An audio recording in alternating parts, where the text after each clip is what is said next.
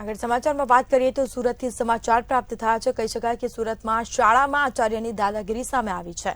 તો કામરેજના હલધરુમાં આવેલ શાળાની આ ઘટના છે, જેમાં ધોરણ 3ના વિદ્યાર્થીને માર માર્યા હોવાની ઘટના બની છે। હલધરુની કૃષ્ણા સ્કૂલનો બનાવ સામે આવ્યો છે। આઈ કાર્ડ પહેરીને નહીં આવતા વિદ્યાર્થીને માર મારવામાં આવ્યો છે। તો ન જેવી બાબતે વિદ્યાર્થીનીને માર મારવામાં આવ્યો છે। ધોરણ 3ના વિદ્યાર્થીને માર મરાયો હતો। તો વાલીઓમાં પણ ભારે રોષ જોવા મળ્યો છે। ઘટના સાથે આ મામલે પોલીસ મથકમાં ફરિયાદ પણ દાખલ કરાઈ છે। વાલીઓ મોટી સંખ્યામાં શાળાએ પહોંચ્યા હતા। કામરેજ પોલીસ મથકમાં ગુનો દાખલ કરાયો છે, ફરિયાદ દાખલ કરાઈ છે અને આ મામલે વધુ તપાસ હાથ ધરાશે।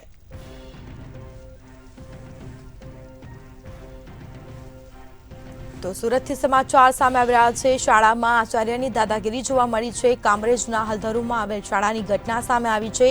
ધોરણ 3ના વિદ્યાર્થીને માર માર્યા હોવાની ઘટના બની છે, જેમાં હલધરુની કૃષ્ણા સ્કૂલમાં બનાવ બન્યો હતો। તો ન જેવી બાબતે વિદ્યાર્થીને માર મારવામાં આવ્યો છે। તો આઈ કાર્ડ પહેરીને નહીં આવતા વિદ્યાર્થીને માર મારાયો હતો। તો વિદ્યાર્થીને માર મારતા હોસ્પિટલ લઈ જવામાં આવ્યો હતો, તેને સારવાર અર્થે।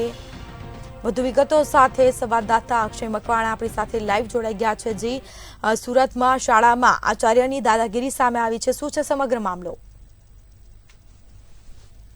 જી, ચોક્કસથી કહી શકીએ કે સુરતમાં વધુ એક માર મારવાનો બનાવ જે છે તે સામે આવ્યો છે। સુરતના કામરેજ તાલુકાની અંદર હલધરુ ગામ ખાતે કૃષ્ણા જે સ્કૂલ છે, જે ખાનગી સ્કૂલ છે, એ સ્કૂલની અંદર એક બાળક ધોરણ 3માં અભ્યાસ કરી રહ્યું હતું અને જે બાળક છે તે 12 વર્ષીય બાળક છે અને તેને મારવામાં આવ્યો હતો। ફક્ત કારણ એટલું હતું કે બાળક જે છે તે વહેલી સવારે આવીને જે આઈ કાર્ડ છે તે આઈ કાર્ડ પહેર્યું ન હતું, તેને લઈને આ બાળકને માર મારવામાં આવ્યો હતો।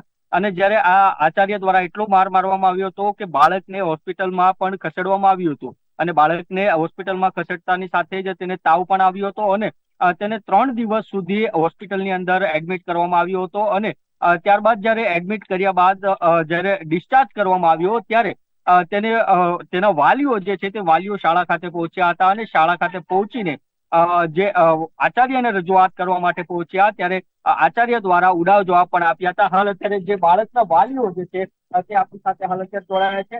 क्या नाम है आपका? मेरा नाम सोना कुमार है सर। क्या हादसा हुआ? हादसा ये हुआ था कि 10 तारीख को दोपहर को हमारे बच्चे ने आया था स्कूल में, तो आई कार्ड भूल गया था पहनने के लिए। तो उसके लिए इनकी प्रिंसिपल जो क्रांति पटेल करके हैं, इनके पैर पे, हमारे बच्चे के पैर पे फटका से मारे हुए हैं, आज भी काला है और सूजन भी है। इसके लिए मेरे को संजीवनी हॉस्पिटल में एडमिट करना पड़ा। मेरे पास फाइल भी है और ये इसमें लिखा गया है कि high speed pen right side पैर में, और अभी उसके बच्चे का दाग है। क्या वजह थी मार मार? वजह कुछ नहीं थी सर, आई कार्ड के लिए मारे हुए हैं। तो हमारा आई कार्ड हमारे बच्चे ने नहीं पहन के आया है। चलिए ठीक है, हमारा गलती है, तो हमारे को फोन कर सकते, इन्फॉर्म कर सकते थे कि आपके बच्चे लोग आई कार्ड नहीं पहन के। हमारे 2 बच्चे हैं, दोनों बच्चे को हमारे ये क्रांति पटेल करके है प्रिंसिपल, ये नीलकंठ सॉरी कृष्णा स्कूल के प्रिंसिपल, वो खुद मारे हैं। टीचर मारे हो तो चलिए ठीक है, उन लोगों को ज्ञान नहीं है। जब प्रिंसिपल हो के ये ऐसे करेंगे तो टीचर क्या करेंगे? दूसरी बात करने का इनकी लैंग्वेज जो है, तेरे को और मेरे को। तब बताइए कि तेरे को मेरे को जब ऐसा बात करेंगे तो बच्चे आगे इनके क्या सीखेंगे? तेरे को ही मेरे को सीखेंगे। किसी को। आपका बच्चा कितने साल से यहाँ पढ़ाई करता है? यह हमारा तो 21 साल से हमारा बच्चा पढ़ाई कर रहा है। पहले पढ़ाई हमारा बच्चा सूरत डुमस रोड पे एक कॉलर एक वहाँ पे पढ़ता है। આજે ફક્ત જે આઈ કાર્ડ પહેરવાનો મુદ્દો હતો તેને લઈને બાળકને ફટકારવામાં આવ્યો છે। બાળકની માતા જે છે તે આપણી સાથે છે। किस तरह से मारा गया है?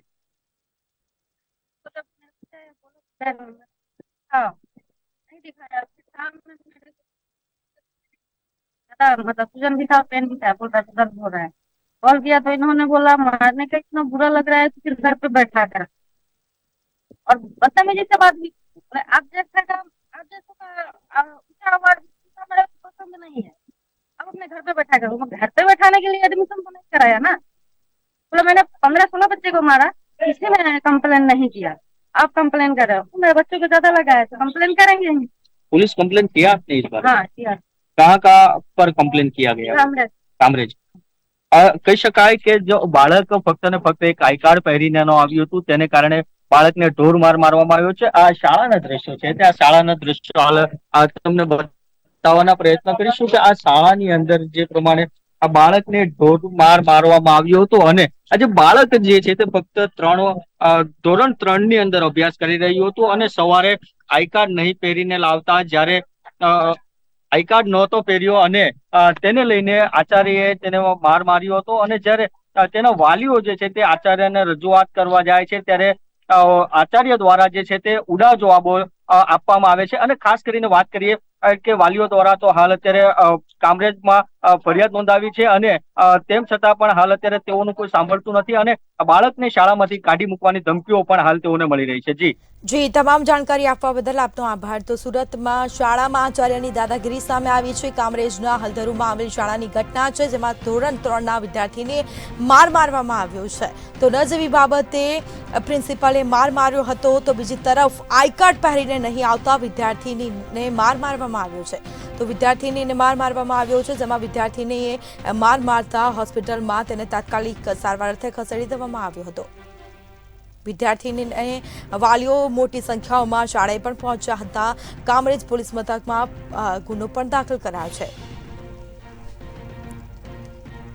વિદ્યાર્થીને માર મરાયો હતો ન જેવી બાબતે વિદ્યાર્થીને માર મરાયો છે. તો કામરેજના હલધરુમાં આવેલ શાળાની આ ઘટના છે જેમાં આચાર્યની દાદાગીરી પણ સામે આવી છે.